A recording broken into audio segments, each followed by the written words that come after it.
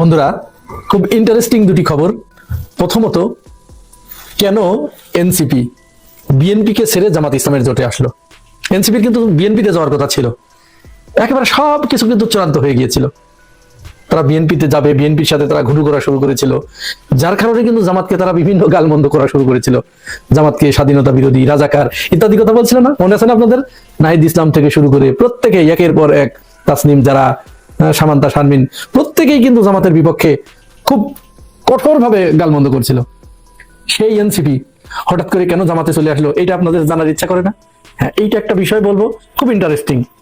আর দ্বিতীয় যে বিষয়টি বলবো, জামাত ইসলাম মাহফুজ আলমের উপরে এমন একটা মার দিয়েছে মাহফুজকে, মাহফুজ কিয়ামত পর্যন্ত মনে রাখবে। সে যখন ক্ষমতায় ছিল তখন ভেবেছিল যে কি নাকি হনুরে,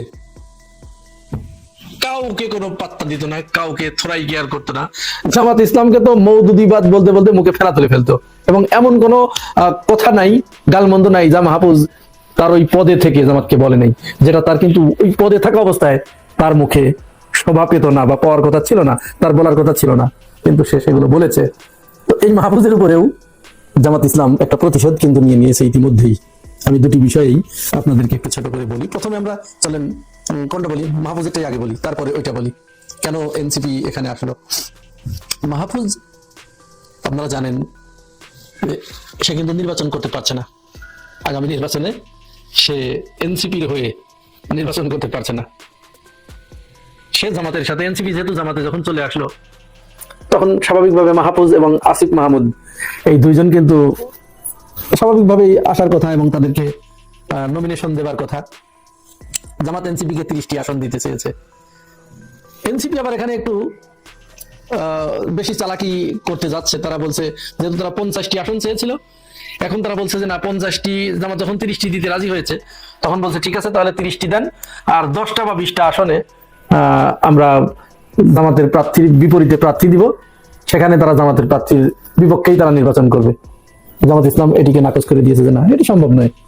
তাহলে আর জোট থেকে কি লাভ? সেখানে যদি এনসিপি প্রার্থী দেয় জামাতের প্রার্থীর বিপরীতে, তাহলে তো জামাতের যে প্রার্থীরা বসে যাচ্ছে হাসি মুখে মেনে নিচ্ছে জোটের অন্যান্য সঙ্গীদের, তো তারাও তো তখন দাঁড়িয়ে যাবে। এটা তো তখন আর না করা যাবে না। সুতরাং এটা করলে জোট থাকবে না, এটা করা যাবে না। জামাত ইসলাম এটা নাকচ করে দিয়েছে। তো এনসিপির এই দাবি তোলাই উচিত হয়নি। এটি শিশু সুলভ একটি কথা, এটি রাজনৈতিক প্রজ্ঞাপূর্ণ কোনো কথা নয়। এটা কখনো হওয়ার কথা, এটা হয় না। যাই হোক, তো মাহফুজ এবং আসিফের ব্যাপারে জামাতের কথা যে ওইটা তো হবেই না, বরং আসিফ এবং মাহফুজ যদি এনসিপি তে আসে তাহলে এদের সাথে আমরা জোট করবো না, এদেরকে আমরা নিব না। কেন নিব না? আসিফের কি দোষ? আসিফের দোষ হচ্ছে, আসিফ, তার বিরুদ্ধে ইতিমধ্যেই যথেষ্ট অভিযোগ উত্থাপিত হয়েছে, দুর্নীতির যথেষ্ট অভিযোগ উত্থাপিত হয়েছে, এবং তার কর্মকাণ্ডে ইতিপূর্বে আপনারা সবাই জানেন, আমি ওই বিষয়ে ডিটেলসে যাচ্ছি না, কিন্তু জামাত ইসলাম তাকে পরিষ্কার বলে দিয়েছে যে তার ওই অন্যায় অপকর্মের দায়ভার জোটের ঘাড়ে এসে পড়বে যখন সে জোটভুক্ত হবে, জোটের প্রার্থী হবে। সুতরাং এই দায় এই জোট নিবে না, জামাত ইসলাম তো নিবেই না। তাহলে আসিফের নির্বাচন, সে কিন্তু যদিও ঢাকা 10 থেকে মনোনয়ন ফর্ম কিনেছে, বিএনপিতে যাওয়ার চিন্তা ভাবনা কিন্তু করেছিল, যে বললাম এনসিপি কে নিয়ে সে বিএনপিতে যাওয়ার চিন্তা ভাবনা করেছিল, কিন্তু যখন আর সেটি হয়নি, এনসিপি চলে আসছে বিএনপির একটা বক্তব্যের কারণে, একটা আচরণের কারণে, তারপরে আসিফের এখন আর নির্বাচন ফর্ম তুলেছে সে, কিন্তু সেখানে সে নির্বাচন করতে পারবে কিনা, এনসিপির একটা গুরুত্বপূর্ণ দায়িত্ব তাকে দেওয়া হয়েছে। পরে সিদ্ধান্ত হয়েছে যে আসিফ নির্বাচন করবে না। আর মাহফুজের ব্যাপারে বলা হয়েছে যে মাহফুজকে তো জোটে নেওয়াই যাবে না, কারণ মাহফুজ ইতিপূর্বে জামাতকে মওদুদিবাদ বলে যেভাবে অপপ্রচার চালিয়েছে, জামাতকে যে ব্ল্যাকমেইল করার চেষ্টা করেছে, এটি ইসলাম মনা যে লোকগুলো আছে তাদের ভিতরে চরমভাবে এটি সংক্রমিত হয়েছে। সুতরাং মাহফুজকে যদি এই জোটে নেওয়া হয় তাহলে দলীয় নেতাকর্মীদের বিরাট ভজনের মুখে পড়বে জামাত ইসলাম। সুতরাং একজন ব্যক্তির জন্য জামাত ইসলাম তার দলীয় নেতাকর্মীদের মনে এত বড় কষ্ট দিতে পারবে না। একে বলে মায়ের, এমন মায়ের যে মায়ের কোনো শব্দ নাই। মাহফুজকে ছাড়াই এনসিপি জামাতের সাথে জোটভুক্ত হতে রাজি হয়েছে, অর্থাৎ মাহফুজ এবং আসিফ মাহমুদ সজীব ভুঁইয়া দুজনই আউট। মনে পড়ে আসিফ মাহমুদ যেভাবে আউট করেছিলেন আপনার ছবি থেকে সাদিক কায়েমকে, এটাকেই বলে রাজনীতির খেলা।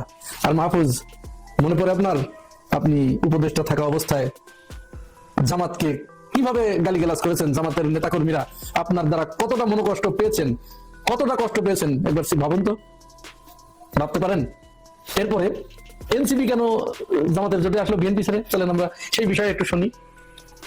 এনসিপি বিএনপি ছেড়ে জামাতের জোটভুক্ত হবার অন্যতম কারণ হচ্ছে তারা তারেক রহমানের দিকে তাকাইছিল, অধীর আগ্রহে তাকাইছিল যে তারেক রহমান এসে দেখি কি বাণী দেয়। তারেক রহমান এসে যখন 300 ফিটে তিনি যে বক্তব্যটা দিলেন, তার এই বক্তব্য রাজনৈতিক বিশ্লেষক যারা এবং রাষ্ট্রবিজ্ঞানী যারা, তারা বলছে যে না, এটি জনগণের ভিতরে, মানুষের ভিতরে তো কোনো প্রভাব বিস্তার করতে পারেই নাই। মানুষ তার বক্তব্যের দ্বারা কোন রকম উদ্বুদ্ধ হয় নাই, আশার আলো দেখতে পায় নাই, বরং উল্টো এনসিপি তারেক রহমানের বক্তব্যের ভিতরের একটা থাক তারা ধরতে পেরেছে। এটা হচ্ছে তারেক রহমান কিন্তু তার পুরো বক্তব্যে যতটুকু সময় বক্তব্য দিয়েছেন, কোথায়ও তিনি শেখ হাসিনাকে ফ্যাসিবাদ বলেন নাই, বরং স্বৈরাচার বলেছেন। শেখ হাসিনাকে কিভাবে বিচার করবেন এই কথা কোথায়ও বলেন নাই। তিনি শুধু গুম খুনের কথা বলেছেন, কিন্তু গুম খুনের বিচার কে করেছে, কারা করেছে, বিচার কিভাবে হবে, এই কথাগুলো, এই রূপরেখা তিনি দেন নাই। উল্টা তিনি এমন একটি শব্দ উচ্চারণ করেছেন, দেখেন শব্দের কি মারপ্যাচ। এমন একটি শব্দ তিনি উচ্চারণ করেছেন, বলেছেন আমরা মানুষের নিরাপত্তা বিধান করতে চাই। এই যে নিরাপত্তা, এই নিরাপত্তা শব্দটার ব্যাখ্যা যদি আপনারা একটু জানতে চান, তাহলে নিরাপত্তা বলতে কি? প্রত্যেককে নিরাপত্তা দেয়া, অর্থাৎ আওয়ামী লীগের যে অপকর্ম করেছে আওয়ামী লীগ এবং তার দোসরেরা, তাদের নিরাপত্তা দেয়া, দায় মুক্তি দেয়া। নিরাপত্তা মানে কাউরে কিছু বলা যাবে না, কারো বিচার করা যাবে না, যে যা করেছে সবাইকে খালাস করে দিলাম, আমি মানুষের নিরাপত্তা বিধান করলাম। সেনাবাহিনীর ভিতরে যে গুটি কয়েক, পুরো সেনাবাহিনী না কিন্তু, বুঝবেন ভালো করে, সেনাবাহিনী কিন্তু আমাদের গর্বের সম্পদ, এইটাকে কোনো মতো অবস্থায় বিতর্কিত হতে দেওয়া যাবে না। এই সেনাবাহিনীর ভিতরে গুটি কয়েক যে কালপ্রিট ছিল, এই কালপ্রিটদের বিচার করতে হবে। তো তার সে রূপরেখাও নেই, তিনি তাদেরও নিরাপত্তা দিবেন, আওয়ামী লীগকে নিরাপত্তা দিবেন, আওয়ামী লীগের এ দেশীয় যত দোসর আছে তাদেরও নিরাপত্তা দিবেন, আবার ভারতকেও নিরাপত্তার সাথে তাদের সমস্ত কাজকর্ম এখানে করতে দিবেন। এটা হচ্ছে নিরাপত্তার অর্থ। তো এটা তো আমরা না বুঝলেও এই তরুণ ছেলেপেলে যারা রাজনীতিতে আসছে, এতটুকু তারা বুঝতে পেরেছে। তাদের রাজনৈতিক পুরা পারঙ্গমতা না আসলেও, ম্যাচিউরিটি না আসলেও, এতটুকু তারা বুঝতে পেরেছে, এতটুকু বোঝার মতো ম্যাচিউরিটি তাদের এসেছে যে তারেক রহমান এখানে কি বোঝাতে চাইলো। এখান থেকেই মূলত এনসিপি হতাশ হয়েছে যে তাহলে আমরা জুলাই গণঅভ্যুত্থান ঘটেছে যে আকাঙ্ক্ষা নিয়ে তারেক রহমান সেখান থেকে সরে এসেছে, তার বক্তব্যের ভিতরে এবার কোনো কিছু নেই। এমনকি সংস্কারের ব্যাপারেও তারেক রহমানের ওই পুরো বক্তব্যে কোনো কথা নেই। শুনছেন আপনারা? সংস্কারের ব্যাপারেও কিন্তু কোনো দিক নির্দেশনা নেই, তিনি সংস্কারও করবেন না। তিনি শুধু একটি নির্বাচন চান এবং সেই নির্বাচনে তিনি প্রধানমন্ত্রী হবেন এবং প্রধানমন্ত্রী হয়ে সবাইকে তিনি নিরাপত্তা দান করবেন, ওইভাবে নিরাপত্তা। তার এই বক্তব্য শুনে এনসিপি মূলত ক্ষুব্ধ হয়ে, হতাশ হয়ে, তখন তারা দেখলো যে জামাত ছাড়া আর কোনো পথ নেই। যেহেতু জামাত ইসলাম সমস্ত বিষয়গুলো রাষ্ট্রে যা যা দরকার সবগুলোতেই তারা অ্যাড্রেস করেছে, এবং তখন তারা তাদের মনে পড়লো এনসিপির আক্তার যে কথাটি বললো সাংবাদিক সম্মেলনে, যেহেতু আমরা সংস্কার কমিশনে জামাতের সাথে যে আলাপ আলোচনাগুলো হয়েছে দেখেছি আমরা যে তাদের চিন্তা চেতনা অলমোস্ট দুই একটা বাদে সবই জামাতের সাথে আমাদের মিলে যায়, যার কারণে আমরা এই জোটে আসার সিদ্ধান্ত নিয়েছি। বুঝতে পেরেছেন তো মায়ের কোথা থেকে কোথায়? তার মানে তারা তাকিয়েছিল তারেক রহমানের দিকে। যখন তারেক রহমানের কাছে তারা হতাশ হয়েছে, তখন কিন্তু তারা এইখানে এসে এবং বক্তব্যের ভিতরে কিন্তু সেটি পরিষ্কার করে বলে দিয়েছে। এবার বুঝতে পেরেছেন জামাতের রাজনীতি কোন দিক দিয়ে, কোন পথ দিয়ে, কাকে কিভাবে মায়ের দিচ্ছে, গোপন মায়ের, যে মায়ের শুধু অস্তিত্ব আছে, কোনো শব্দ নাই।